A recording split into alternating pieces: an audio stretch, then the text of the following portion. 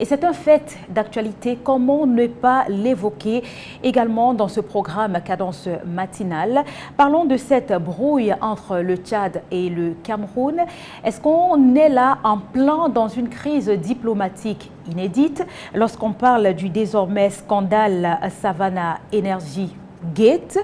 Nous en parlons ce matin avec le docteur Dalvaris Ngoudjou, en posture d'invité de votre programme Cadence matinale. Bonjour docteur, bienvenue. Bonjour Gladys, bonjour aux nombreux téléspectateurs de Cadence matinale en particulier et d'Equinox Télévision en général. Est-ce qu'on peut dire qu'on est là en plein dans une crise diplomatique entre le Tchad et son voisin, le Cameroun? Pour ma part, nous ne sommes pas dans une crise diplomatique. Nous sommes dans une affaire économique à qui on veut donner, à laquelle on veut donner des allures politiques ou diplomatiques. Premièrement, le Tchad est dans son droit. Ce sont pratiquement les us et coutumes de la Convention de Vienne de 1961. Quand il y a une certaine compréhension entre deux États, un pays peut rappeler son ambassadeur pour consultation. On parle généralement quand il y a une crise diplomatique. Premièrement, on pourrait demander, le Tchad pourrait demander à l'ambassadeur du Cameroun, à N'Djamena, de quitter, de déclarer persona non grata. Et au-delà de cela, même quand l'ambassadeur quitte le pays, il y a des services diplomatiques qui continuent à fonctionner, notamment les services consulaires. Et au-delà de cela, même quand les services consulaires fonctionnent, quand il y a une vraie crise diplomatique, on peut demander la rupture des relations diplomatiques. Jusqu'à présent, nous ne sommes pas à ce niveau. Le Tchad a son droit. Et dans tout pays sérieux, on peut rappeler l'ambassadeur pour prendre un certain nombre d'informations qui peuvent permettre aux autorités tchadiennes de décider dans telle ou telle situation. Et c'est ce que nous sommes en train de vivre. Je ne pense pas qu'il y ait une crise. Nous sommes dans une affaire purement économique. Économique, où le Tchad défend ses intérêts et où le Cameroun défend ses intérêts. Pourquoi? Parce que le Cameroun ne joue aucun rôle dans l'exploitation du pétrole au Tchad, que ce soit clair.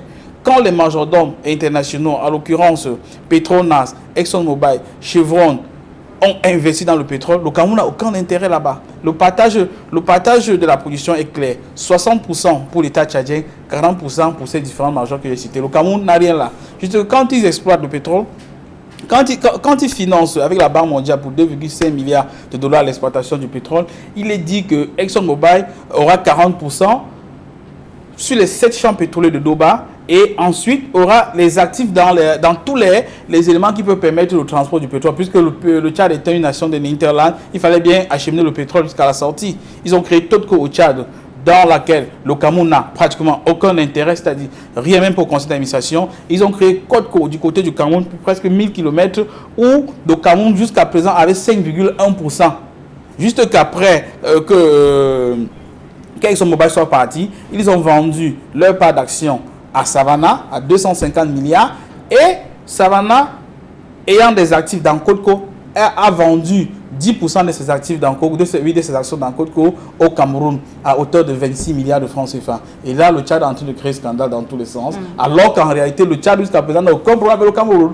Le Tchad a un problème avec Savannah parce que le Tchad estimait que Savannah n'avait pas les garanties suffisantes pour pouvoir exploiter. Justement, puisqu'on parle de Savannah, de votre posture d'économiste, est-ce que c'est une société qui n'a pas d'expérience? Du point de vue financier, Savannah a la capacité, puisque ne sont pas 250 milliards le jour au lendemain, Savannah est coté à la bourse de Londres. Et en dehors de ça, contrairement à ce qui peut être véhiculé, Savannah a un projet à l'État du Tchad dans beaucoup de projets. En N'Djamena, Savannah s'est déjà entendu avec l'État du Tchad pour construire une centrale de 500 MW en N'Djamena. Les Tchadiens ne disent pas cela. Et dans la situation précise, quand l'opération s'est passée, le Tchad, parce que le Tchad, quand le Tchad a signé avec ExxonMobil, il s'est entendu que s'ils ont un différend, ils partent au tribunal arbitral international. Ils sont partis et on a donné tort au gouvernement tchadien. On leur a dit, dans la situation, vous avez tort, puisque vous avez vos actions, une autre personne dispose de ses actions dans une société anonyme, vous n'avez pas le droit de regarder ce que l'autre fait de ses actions.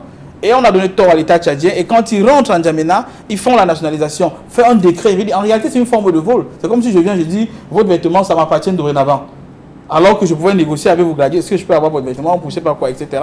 Alors que les Tchadiens, ils ont fait ça avec Petronas, avec les Malaisiens. Quand les Malaisiens voulaient vendre, il y avait Savannah qui voulait acheter, il y avait l'État tchadien. Et l'État tchadien a négocié avec les Malaisiens. Les Malaisiens les ont cédé les parts. De l'autre côté, au lieu de faire la même chose avec les Américains, ils disent qu'ils vont faire un passage en force. Parce qu'ils veulent imposer que celui qui va rentrer je sais pas quoi, dans l'exploitation du pétrole, le Tchad devrait les payer un ticket, soit d'entrée, soit de sortie, à hauteur presque de 250 milliards. Ce que ni celui, ExxonMobil dit, je ne peux pas vous le payer puisque ce n'était pas signé dans les conventions de bas. Et même celui qui rentre dit, je ne sais pas pourquoi je vous donne 250 milliards, parce que ce n'est pas signé. Je suis en affaire avec ExxonMobil et je paye l'argent chez eux. Je ne sais pas pourquoi je vous paye jusqu'à 250 milliards pour entrer. Nous sommes dans une situation où beaucoup de personnes accusent l'État du Cameroun, même sans l'avoir écouté. Mais jusqu'à présent, l'État, on peut reprocher beaucoup de choses à l'État du Cameroun, mais l'État du Cameroun n'a violé aucune loi. L'État du Cameroun n'est pas en porte-à-faux avec le Tchad.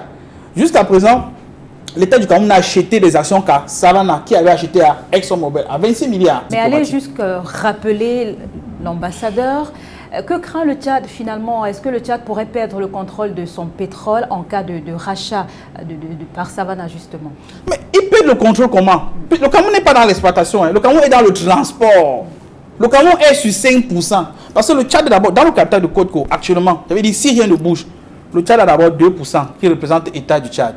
Le Tchad a 22% qui représente la Société des hydrocarbures du Tchad. Ça fait 24%. Il y a à l'heure actuelle, pendant que le Cameroun est à 5%. Mais c'est de la magie ça.